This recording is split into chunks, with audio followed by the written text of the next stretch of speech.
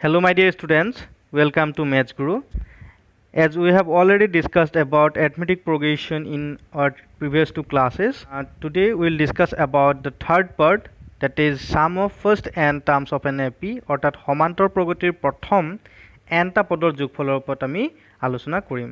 So dear students, can you tell me what will be the sum of first 100 natural number অর্থাৎ প্ৰথম 100টা স্বাভাৱিক সংখ্যাৰ যোগফলটো কিমান হ'ব তোমালোকে ক'ব পাৰিবা নে? নিশ্চয় ক'ব পাৰিবা। এইখিনি যোগ কৰি তোমালোকে উলিয়াই ল'ব পাৰিবা নহয় জানো? কেনেকৈ 1 + 2 + 3 + 4 + up to 100 এনেকৈ যোগ কৰি এটা এটাকৈ তোমালোকে উলিয়াই ল'ব পাৰিবা নহয় জানো? কিন্তু এইখিনি আমি যোগ নকৰাকৈ অতি কম সময়ৰ ভিতৰতে কিছুমান ফৰ্মুলা ইউজ কৰি আমি ইয়াৰ যোগফলটো উলিয়াব পাৰিম। সো ডিয়াৰ ষ্টুডেণ্টছ, আজি আমি এই ভিডিঅ' টিউটৰিয়েলটোত আমি সেই সামৰ ওপৰতে সামটোৰ যেনেকৈ উলিয়াব লাগে তাৰ ওপৰতে আমি ডিছকাছ কৰিম। আহা আমি ভিডিঅ'টো কণ্টিনিউ কৰোঁ। So dear students, sum of first n terms of an AP প্ৰথম nটা পদৰ যোগফলটো আমি কেনেকৈ উলিয়াম চাবা।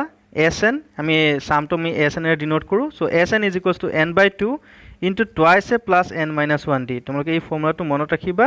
আকৌ কৈ দিছোঁ মই Sn = n/2 twice a plus n minus 1d ঠিক আছে। এই ফৰ্মুলাটো ব্যৱহাৰ কৰি আমি আমাৰ যিখিনি সাম উলিয়াব দিয়া আমি সেইখিনি উলিয়াব পাৰিম নহয় জানো? সো ইয়াৰ আৰু এটা ফৰ্মুলা আছে তোমালোকে চাবা।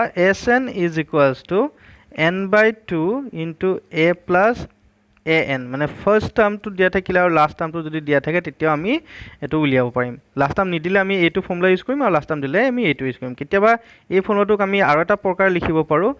Sn = n/2 into a plus l already মই আগৰ ভিডিঅ'ত কৈছিলোঁ যে কেতিয়াবা আমি লাষ্ট টাৰ্মটো an বুলিও ক'ব পাৰোঁ বা কেতিয়াবা tn বুলি ক'ব পাৰোঁ, কেতিয়াবা l বুলি ক'ব পাৰোঁ নহয় জানো? এই গোটেইখিনি আমাৰ একেটাই হয়। সো আমি এই ফৰ্মুলাখিনি ইউজ কৰি আমি এটা সিৰিজৰ সামটো উলিয়াব পাৰিম।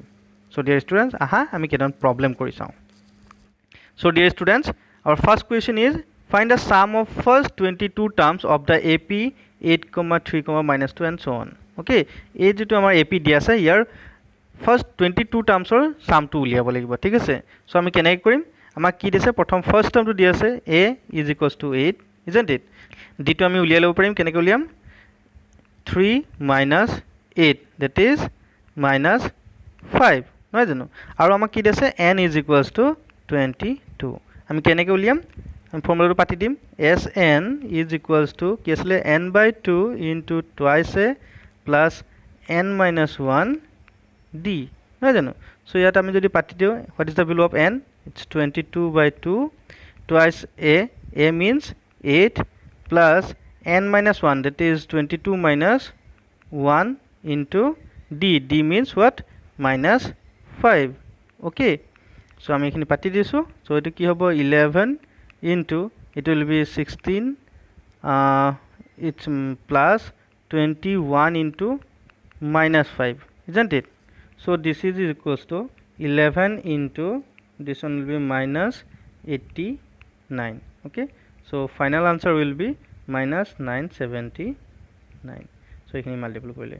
সো ডিয়াৰ ষ্টুডেণ্টছ, আমি এনেকৈ এটা সিৰিজৰ সামখিনি উলিয়াব পাৰিম ঠিক আছে। আহা আমি নেক্সট দুটামান প্ৰব্লেম কৰি চাওঁ, তেতিয়াহ'লে এই ফৰ্মুলাটোৰ ওপৰত আৰু ভালকৈ তোমালোকে বুজি পাবা।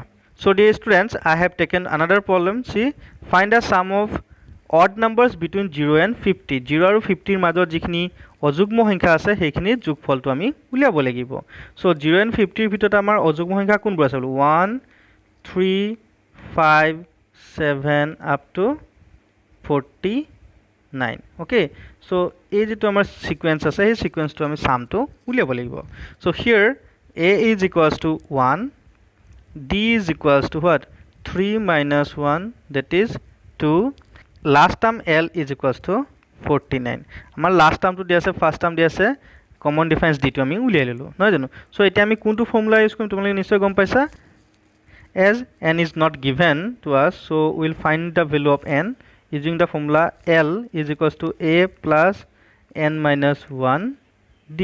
Using this formula we can find the value of n. So what is the value of l? That is 49 equals to a means 1 plus n minus 1 that is not given, so we'll put like this, and d value is 2 okay. So it will be 48 is equals to n minus 1 into 2 okay.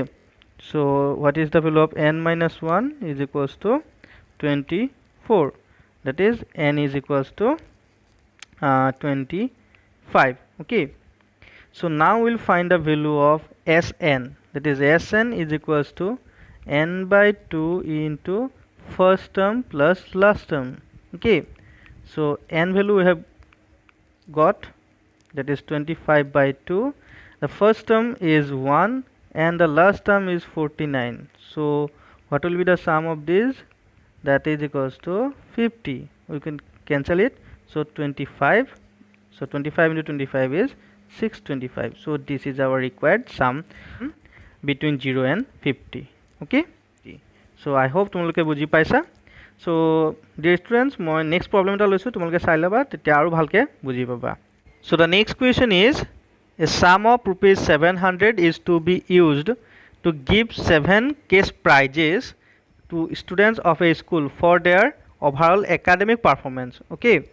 If each prize is 20 less than its preceding prize, find the value of each prizes. ঠিক আছে, আমাক কি দিয়া আছে? Total sum to আমাক total money to দিয়া আছে 700 rupees.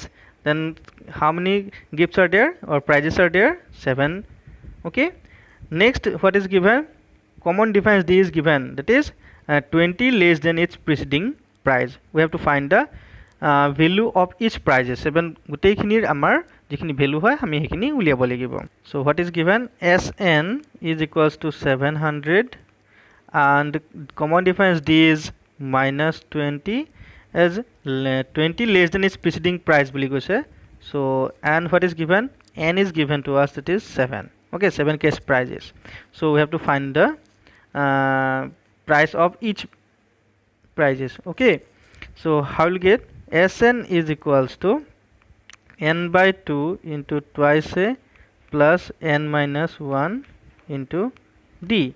We'll put the value. Sn is equals to 700 and n by 2, that is 7 by 2 into twice a is not given, so we'll put like this. N is given, so 6, n minus 1, 6 into d is minus 20. Okay. So this one will be 1400 is equals to 14a minus 840. Okay. So that is 14a is equals to 2240 and a is equals to 160. Okay. So first jitu price hol ami hetu palu 160. So pisor jikhini price ami hekhini uliale bolibo. To kenake uliam ami saba tumulke moi ekhini okkoman muhai disu. So first price to jodi 160 hoy tar pisor to komi jabo boli koise no jano. So it will be 140, then 120, then 100, then 80, then 60, then 40. Okay. These are the value of each prices. So dear students, I hope tumaloke buji pala video to. Jodi kiba tumalokor doubt thake then please comment section ot janai diba, moi hekhini clear koribole try korim. So jodi video to tumaloke bhal pala then please like kori diba aru logote share koribole napahoriba. Jodi tumaloke etialoke mur channel to subscribe kora nai then please subscribe kori diba. Okay, thank you.